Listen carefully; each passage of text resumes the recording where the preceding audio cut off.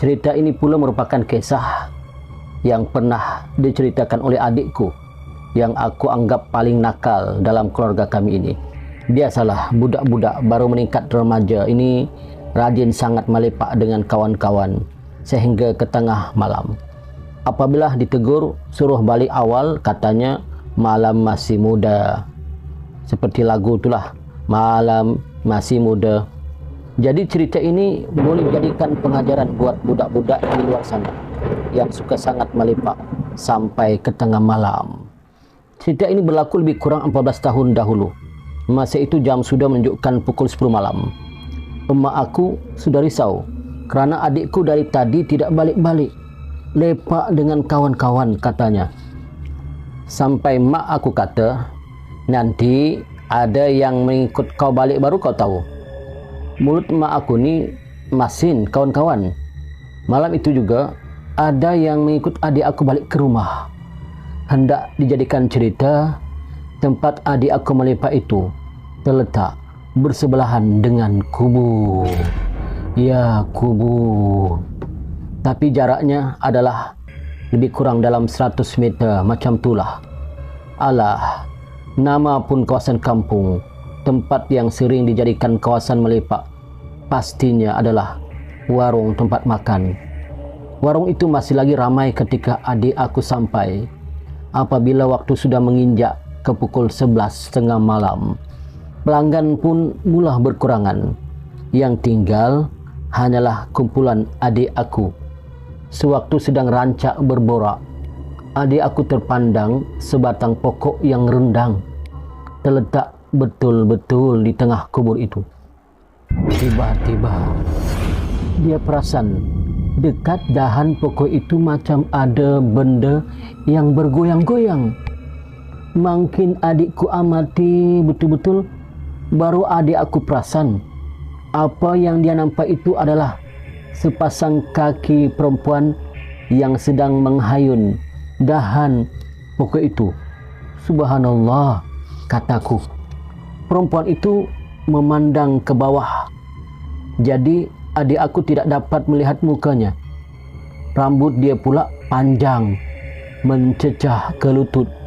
Dan yang paling menakutkan, perempuan itu duduk menghadap adik aku. Beberapa detik kemudian, kawan adik aku, Faizal, menegur adik aku. Sudah lama dia melihat adik aku duduk merenung ke arah pokok itu. Apa yang kau tengok tu, Jal? Adik aku terkejut sambil menunjuk ke arah pokok itu. Apabila semua kawannya menoleh ke arah pokok itu, habis semuanya terketar lutut. Semua kawannya nampak apa yang adik aku nampak ketika itu. Salah seorang kawan adikku yang agak cabul mulutnya pun menegur benda itu.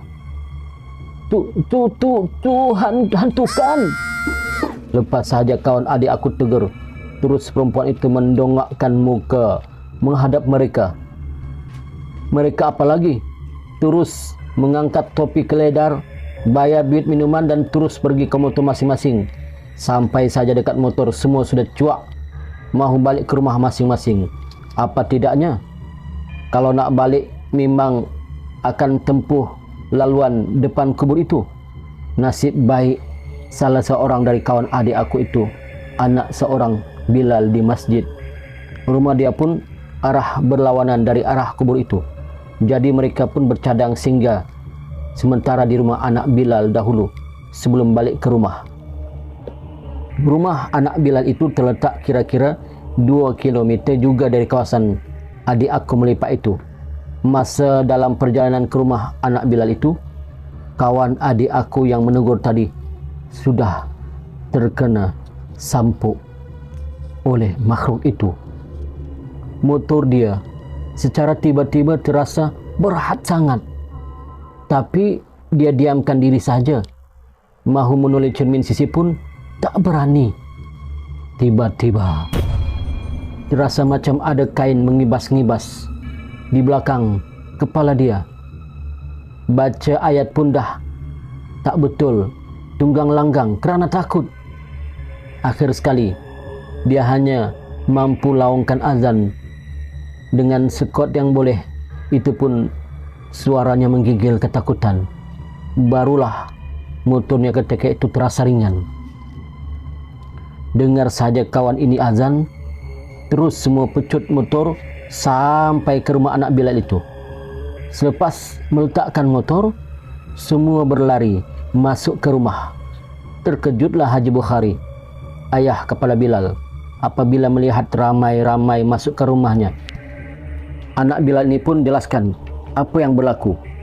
Selepas mendengar penjelasan anaknya itu, Haji Bukhari pun menyuruh semua tidur di rumah dia lebih dahulu. Esok pagilah barulah kamu balik ke rumah ya, kata Haji Bukhari. Adik aku pun rasa serba salah. Kalau telepon mak, pasti dia kena marah nanti. Tidak dengar cakap satu hal, mahu tidak mahu, kena juga dia mengikut cakap Bilal itu. Masa itu pun sudah dekat pukul 2 pagi. Terpaksalah membatalkan hasrat mahu balik ke rumah pada malam itu. Maka berhimpit-himpitlah mereka berenam tidur satu bilik dengan anak Bilal itu. Baru sahaja mereka mahu melelapkan mata, tiba-tiba pintu pagar bergegar dengan kuat.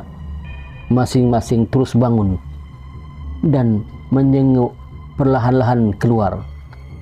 Alangkah terkejutnya mereka apabila mereka nampak perempuan yang dekat kubur tadi sedang berdiri di luar pagar sambil satu tangan duduk menggegar pagar dan satu tangan lagi melambai-lambai ke arah mereka.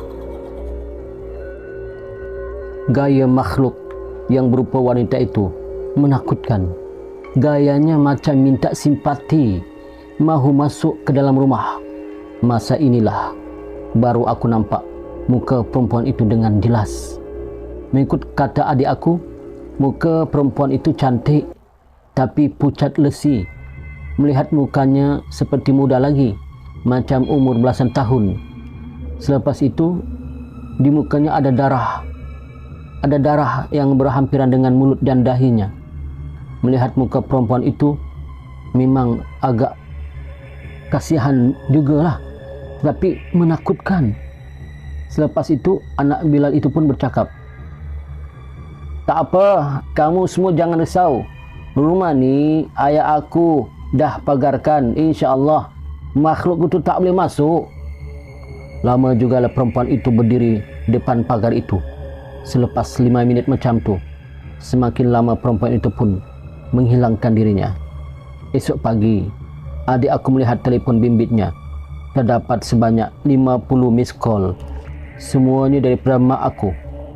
Mestilah mak aku risau sangat, kata adik aku di dalam hatinya. Disebabkan dia terlupa mahu memberitahu mak yang dia tidur di rumah Bilal pada malam tadi, dia segera cepat-cepat bangun, salat subuh dan minta izin kepada Haji Bukhari untuk balik ke rumahnya. Sampai sahaja di rumah, habis adik aku kena marah. Mahu tidak mahu dia terpaksa menahan telinga mendengar bebelan emakku itu. "Itulah, mak cakap tak mau dengar. Nah, kan sudah tahu," kata mak aku. Sejak kejadian itu, 3 hari juga adik aku demam, tidak sembuh-sembuh. Bagi minum air penawar, baru dia rasa kuat sikit. Selepas kejadian itu, dia sudah pun tidak berani mahu keluar lepak waktu malam lagi. Katanya, cukuplah sekali itu dia terserempak dengan makhluk macam tu. Aku sudah serik, katanya.